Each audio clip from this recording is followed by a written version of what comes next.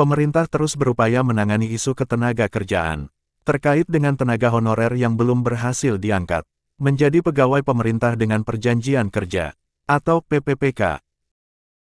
Menurut data terbaru, dari 749.398 tenaga honorer yang telah diangkat sebagai PPPK, masih terdapat sekitar 1,6 juta orang yang belum terserap dalam sistem tersebut.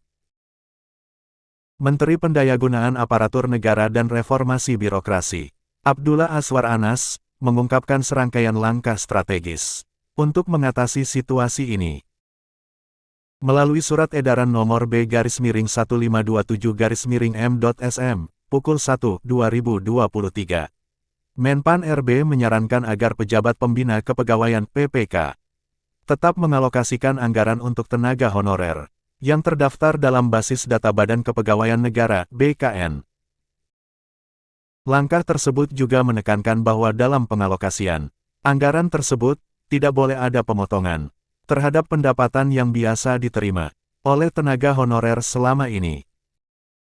Selain itu, PPK dan pejabat lainnya dilarang keras untuk merekrut tenaga honorer sebagai pegawai aparatur sipil negara (ASN) atau posisi non-ASN lainnya.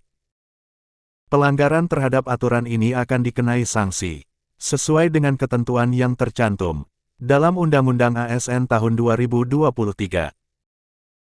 Untuk mengatasi masalah ini secara lebih komprehensif, pemerintah juga merencanakan untuk membuka kembali rekrutmen CASN tahun 2024.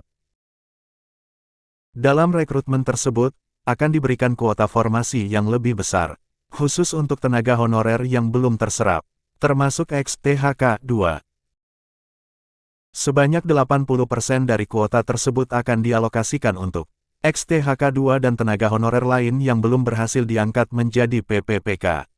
Sementara itu, kuota sebesar 20% akan diperuntukkan bagi formasi umum. Langkah-langkah ini diharapkan dapat memberikan solusi yang lebih inklusif bagi tenaga honorer yang selama ini telah memberikan kontribusi penting dalam berbagai sektor pelayanan publik. Demikian dilansir dari https://www.klikpendidikan.id, Minggu, tanggal 7 April tahun 2024.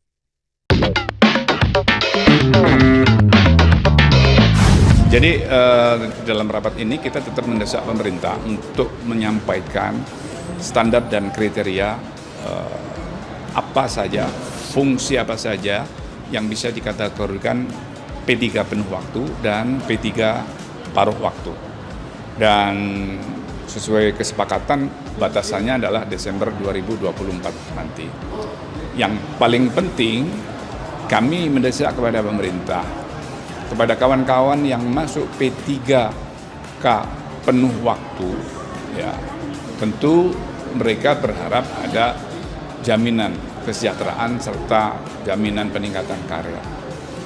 Kalau ada kawan-kawan yang belum masuk P3 penuh waktu, kemudian dia masuk kategori paruh waktu, saya mendesak pemerintah untuk diberikan kesempatan untuk tetap bagaimana caranya berjuang masuk ke dalam P3 penuh waktu. Ya, ini yang menjadi pemikiran kami, sehingga ada rasa nyaman kepada kawan-kawan. Karena apa? Pemerintah melalui Kemenpan memberikan jaminan manajemen talenta, dan itu kunci dari keberhasilan pemerintah untuk bagaimana menciptakan pegawai pemerintah berkaliber dunia.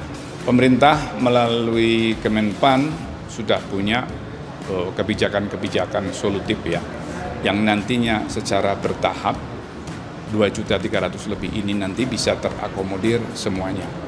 Ketika masih ada yang tercecer, kemudian mereka belum masuk kategori, tentu akan ada kebijakan-kebijakan lanjutan. Kebijakan-kebijakan prioritas ini kita selesaikan di tahun 2024 dengan tanpa mengesampingkan mereka yang belum masuk kategori, untuk kita angkat atau untuk kita pikirkan solusinya dengan kebijakan-kebijakan lanjutan. Jadi tidak usah khawatir dan tidak usah berkecil hati.